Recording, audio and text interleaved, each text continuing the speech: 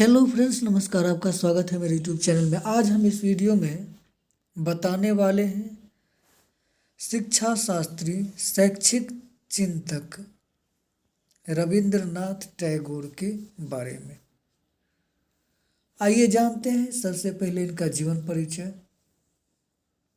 आधुनिक भारत का निर्माण करने में जिन शैक्षिक विचारकों का महत्वपूर्ण योगदान रहा है उनमें स्वामी विवेकानंद, महामना पंडित मदन मोहन मालवीय, गुरुदेव रविंद्रनाथ टैगोर, महात्मा गांधी और महर्षि दयानंद सरस्वती के नाम आते हैं। महर्षि अरविंद के नाम विशेष रूप से उल्लेखनीय हैं, जिन विचारकों में भारतीय शिक्षा को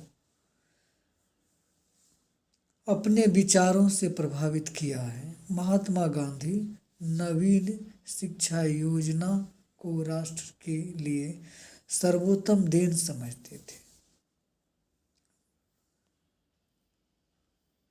प्रसिद्ध धर्म सुधारक महर्षि देवेंद्र नाथ के सुपुत्र कविवर गुरुदेव रविंद्रनाथ टैगोर न केवल उच्च कोटि के कवि एवं विचारक थे वरन एक महान शिक्षा शास्त्री भी थे। महान शिक्षा शास्त्री भी थे। टैगोर का जन्म कलकत्ता में सन 6 मई 1961 को हुआ। उन्होंने साहित्य, कला तथा दर्शन के क्षेत्र में अपनी अनुपम उपलब्धि से भारत के मस्तक को ऊंचा करके एवं संसार में भारत के योगदान को अनुपेक्षणीय सिद्ध करके सन 1941 में गोलोकवासी हुए, यानी कि उन्हें स्वर्ग सिधारे 1941 ईस्वी में। टैगोर अपनी कथा प्रियता,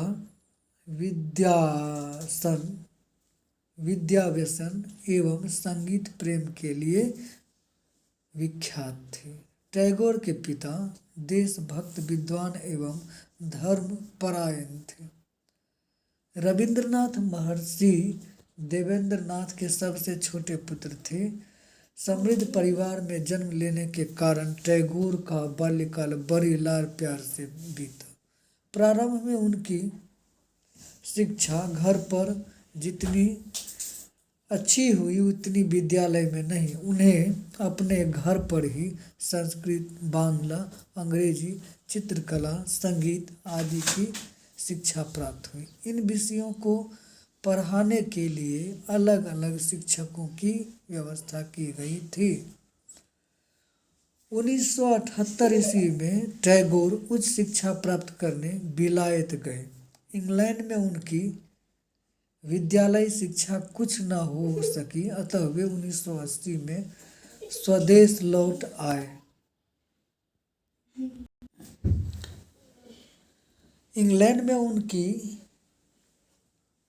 विद्यालय शिक्षा कुछ न हो सकी, अतः वे 1980 में स्वदेश लौट आए। 1981 में वह पुनः इंग्लैंड को गए। इस बार कानून की शिक्षा प्राप्त करने के लिए इंग्लैंड पहुंचकर उनका विचार बदल गया। कानून की शिक्षा प्राप्त करने का विचार उन्होंने त्याग दिया। इसके परिणाम स्वरूप 1981 में वे पुनः भारत में लौट आए। कलकत्ता में लगभग 160 किलोमीटर दूर बोलपुर नामक स्थान पर शांति निकेतन की स्थापना की। उन्होंने शांति निकेतन, जो अभी भी वर्तमान है, की स्थापना की। बाद में उन्होंने अपना जीवन शिक्षा, साहित्य व समाज की सेवा में अर्पित कर दिया। इतने बड़े शिक्षा शास्त्री एवं त्यागी व्यक्ति थे कि संपूर्ण जीवन उन्होंने समाज शिक्षा में लगा दिया। उन्होंने कुछ समय के लिए राजनीति में भी सफलतापूर्वक प्रवेश किया। 1919 ईस्वी तक राजनीतिक कार्यों में रुचि लेते रहे। बाद में उनकी रुचि राजनीति से कम होती गई।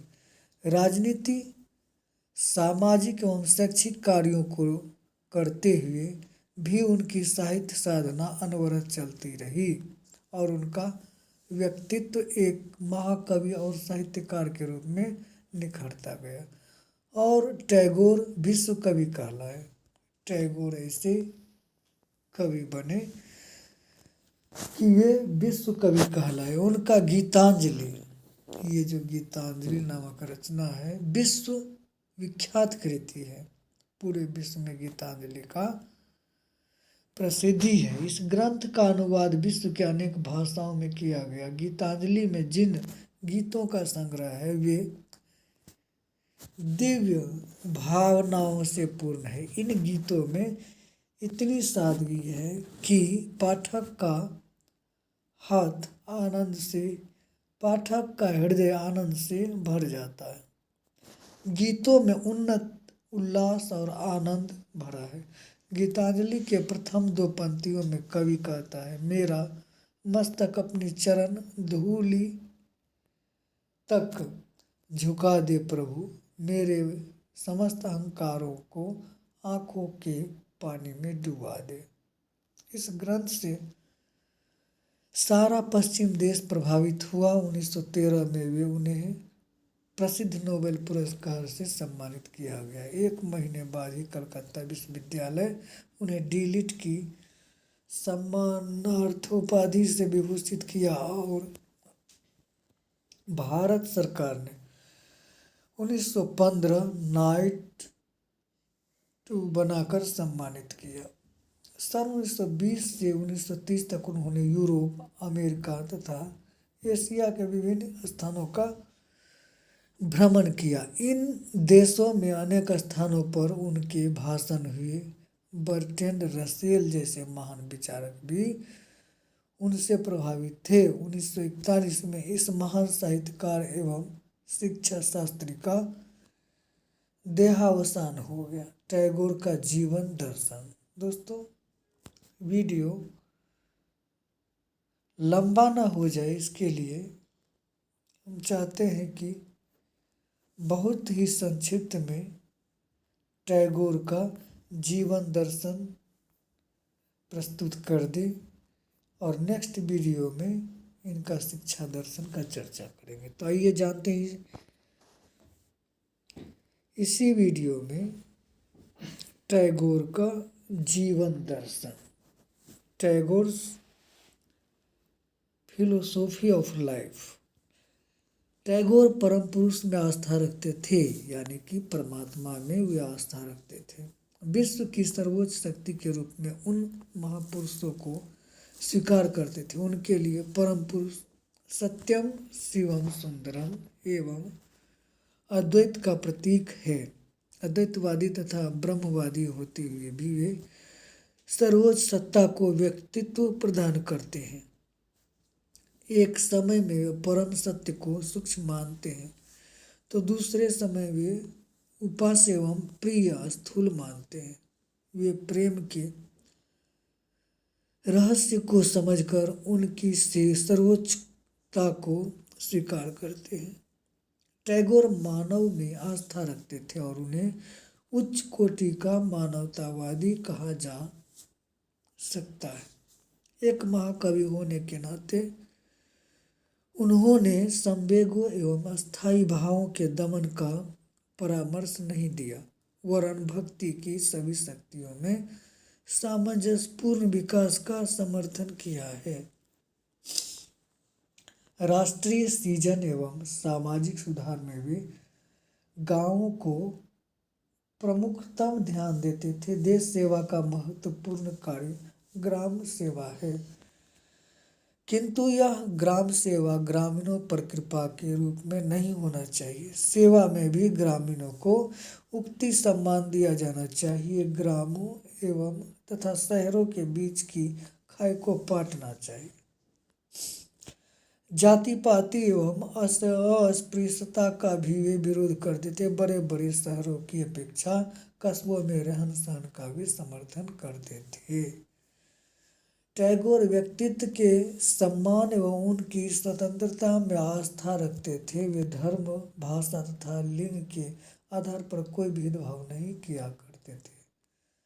उनका कथन था कि सहयोग से व्यक्ति एवं राष्ट्र की निर्धनता समाप्त हो सकती है। पराधीन की बेरी को वे काटना चाहते थे, किंतु उनका कथन था कि यदि देश की आर्थिक एवं सामाजिक दृष्टि से स्वावलंबी एवं स्वतंत्र हो जाएगा तो राजनीति स्वतंत्रता अपने आप प्राप्त हो जाएगी। दोस्तों, नेक्स्ट वीडियो हम रविंद्रनाथ टैगोर का शिक्षा दर्शन के बारे में चर्चा करेंगे। यदि वीडियो पसंद आए तो लाइक कीजिएगा और सब्सक्राइब जरूर कीजिएगा, ताकि नेक्स्ट वीडियो हम जब डालेंगे टैगोर का शिक्षा दर्शन तो आप तक नोटिफिकेशन पहुंचेगा। इसके लिए बेल आइकन को दबाइएगा। धन्यवाद।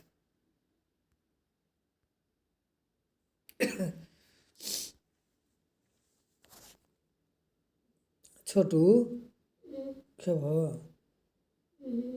अब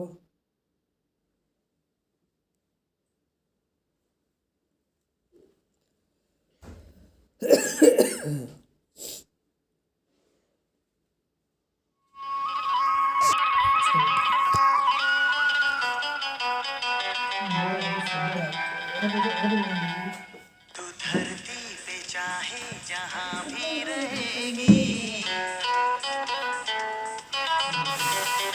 तुझे तेरी खुशबू से पहचान लूंगा।